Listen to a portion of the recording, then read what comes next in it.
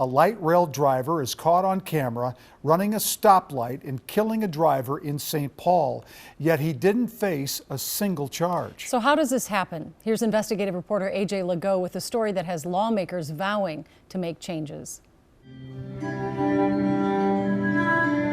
Partners in dance and life. Nick Westlake and Nellie Petkova lived in lockstep. He was my whole life. He was everything. We were dance partners. We lived together. We worked together. From the covers of magazines to appearances on KARE 11. Good morning. We have Nick Westlake, we have Nellie. The dancing duo from St. Paul, no strangers to the spotlight. They'd waltz their way around the world, competing in the sport they loved. But for Nick, life's dance ended July 17th, 2017, with the beat of a horn. Flashbacks of the impact, the sound, the screaming. Nellie was the passenger, Nick driving. They entered the intersection of Eustis and University. What I remember is just something big coming from the left side.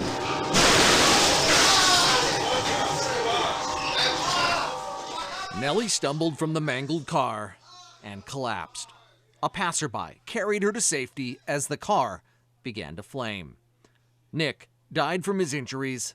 Nellie ended up with 11 pins and 2 metal plates in her arm and lots of questions. The why, the how. According to investigative files obtained by KARE 11, the train driver refused to be interviewed but told police at the scene he had the right of way. But slow down this surveillance video, and the truth is plain to see. Nick and Nellie's light was yellow. Watch closely. It doesn't turn red until 2 seconds after first impact. What's more, train operators have their own signals they have to follow. Vertical bar means go, horizontal means stop. Now, watch. Cameras on board the light rail clearly show the operator ignored the horizontal train signal that mandates he stop. Ignored a stop signal, 2 stop signals that you could see. He ignored, parallel traffic. He ignored active cross traffic and entered into that intersection. And Peter is Nick's older brother.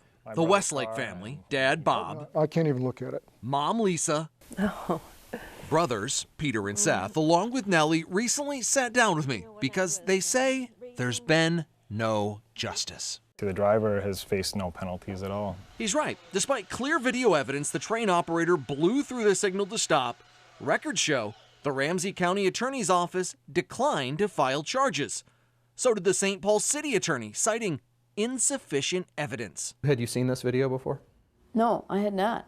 KARE 11 shared the crash video with State Representative Linda Runbeck, who serves on the Transportation Committee. The evidence looks pretty clear here about the red light running. It sure does. Absolutely. My gosh. Whew. So why can't prosecutors file charges? Well, it turns out the legislature left a major loophole in the law.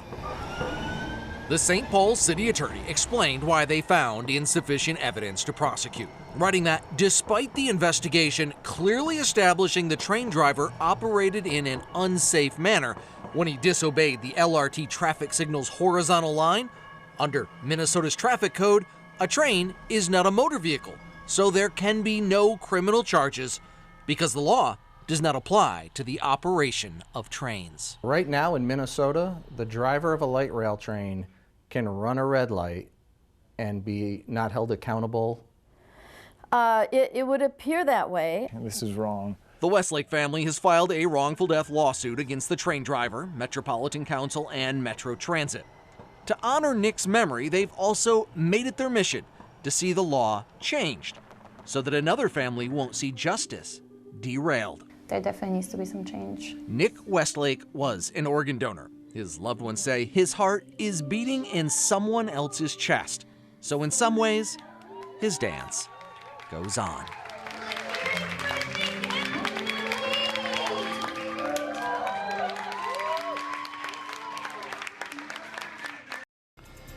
A KARE 11 investigation is sparking statewide change. Lawmakers at the state capitol took action today to begin closing a legal loophole brought to light by a deadly light rail crash in St. Paul. A KARE 11 investigation found the loophole shields train operators from accountability, making it so they can't be criminally charged for some crashes, despite clearly being at fault. Here's investigative reporter AJ Legault with an update. Caught on camera, a light rail train slams into a car at the intersection of Eustis and University in St. Paul. What I remember is just something big coming from the left side. Nellie Petkova made it out of the vehicle and was carried to safety by passersby. Her boyfriend and well-known dancing partner, Nick Westlake, did not survive. Despite clear video evidence, the train operator blew through his signal to stop. The investigation establishing he operated in an unsafe manner, causing the deadly crash. The operator faced no criminal charges. Turns out, under Minnesota's traffic code, a train is not a motor vehicle, so the reckless driving law does not apply. Very hard to understand why there are no consequences at all. Peter Westlake, the brother of the man killed in the crash, testified at the Capitol today in support of a bill by Senator Carla Nelson to close the light rail loophole. This bill simply makes the reckless and careless driving statutes apply to light rail operators. The bipartisan measure faced zero opposition. This is a great bill, and I'll tell you why. It basically says that if you're going to be responsible for something, you're going to be more attentive. So we're going to have the probability of this happening again is going to be less. Well, Senator Nelson said of her bill, hopefully some small good can come out of this senseless tragedy. It now goes to the Judiciary Committee for review, and we'll be watching to see what happens. At a time when politicians seem to agree about nothing, there is growing bipartisan support to slam shut a legal loophole exposed in the KARE 11 investigation. The loophole shields light rail train operators from accountability, stipulating they can't be criminally charged in crashes even when they're clearly at fault. Investigative reporter AJ Legault has our continuing coverage. It took just a moment.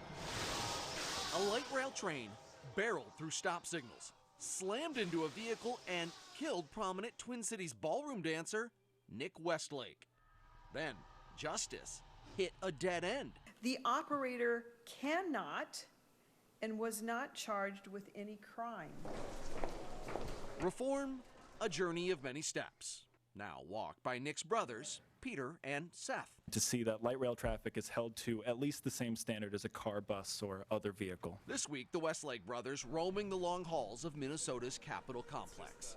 First, a hearing in the state office building before the Transportation Committee. Minnesota community lost a shining star. The brothers telling lawmakers how they learned from prosecutors the light rail operator who blew through the intersection killing Nick would not be held accountable. Because he's driving a light rail, there's nothing we can do because that's how the law is written. Under Minnesota's antiquated traffic code, a train is not a motor vehicle, so the reckless driving law does not apply. We just want to see that change. Elkins? Yes. Hausman? Yes. Heinrich? Yes. There was not a single no vote. I see this bill as a legacy bill to Nick. From here, it was a quick scramble through the Capitol tunnels to the Senate building, and similar testimony before the Judiciary Committee. We obviously lost an important part of our family that day. The senators equally moved. Because you are doing the right thing by bringing this forward, and you should be proud of that, and your brother would be proud of that. So I thank you for being here. Also unanimously passing their version of the Nick Westlake legacy bill. All in favor say aye. Opposed? The ayes have it. The bill is passed. Congratulations. Thank you, Mr. Chair. The bill now goes to the full Senate floor and has just one hearing left in the House. Justice derailed, but reform now on the fast track. On to next steps. We're hoping we can get this past this session, and it's making good progress. At the Capitol, AJ Legault, KARE 11 News. Governor Tim Walz has signed a bill that closes a loophole in the law exposed in a KARE 11 investigation. Yeah, the loophole prevented a light rail operator from being charged in a fatal collision despite clear evidence that he was at fault. Here's AJ Legault with the final chapter of his investigation, Justice Derailed. As the green line rumbles forward outside, inside, let's make this official. A family's journey towards reform reaches its final stop with the stroke of the governor's pen. So thank you for your work. We are really grateful. What brought us to this quiet moment began with the horror of another. The impact, the sound, the screaming. In July 2017, a light rail train slammed into a car at the intersection of Eustis and University in St. Paul. What I remember is just something big coming from the left side. Nelly Petkova was in the passenger seat. She made it out and was carried to safety. Her fiancé and well-known ballroom dancing partner Nick Westlake, who was driving, did not survive. According to investigative files obtained by KARE 11, the train driver, shown here, refused to be interviewed, but told police he had the right of way. This video proved otherwise. Watch closely. Nick and Nelly's traffic light doesn't turn red until 2 seconds after first impact. It would seem an open and shut case, but the train operator was never charged. And obviously the driver has faced no penalties at all. Peter is Nick's older brother. He, along with the rest of the Westlake family and Nelly, wanted answers and accountability. There definitely needs to be some change. Why no charges? The St. Paul city attorney wrote that despite the investigation clearly establishing the train driver operated in an unsafe manner, under Minnesota's traffic code, a train is not a motor vehicle, so there can be no criminal charges because the law does not apply to the operation of trains. KARE 11 took the injustice to state lawmakers. Right now in Minnesota, the driver of a light rail train can run a red light and be not held accountable. It would appear that way. Bipartisan bills were quickly introduced to close the loophole. Members of the Westlake family testified at every hearing. We just want to see that change. They watched from the galleries as both the Senate and House overwhelmingly voted to rewrite Minnesota's traffic code to include light rails in what began being referred to as the Nick Westlake Memorial Bill. I wish I had words, and I wish this bill signing would bring back your beautiful boy. Governor Walz calling the Westlake parents who couldn't make the bill signing due to these blizzard conditions shutting down the highways between their South Dakota home and St. Paul. I'm always in awe of people who turn these tragedies into something positive for others. The tragedy that ended Nick Westlake's dance will now ensure other families won't be faced with a similar case of justice derailed. It will be a small comfort to know that something good came out of his passing. AJ Legault, KARE 11 News.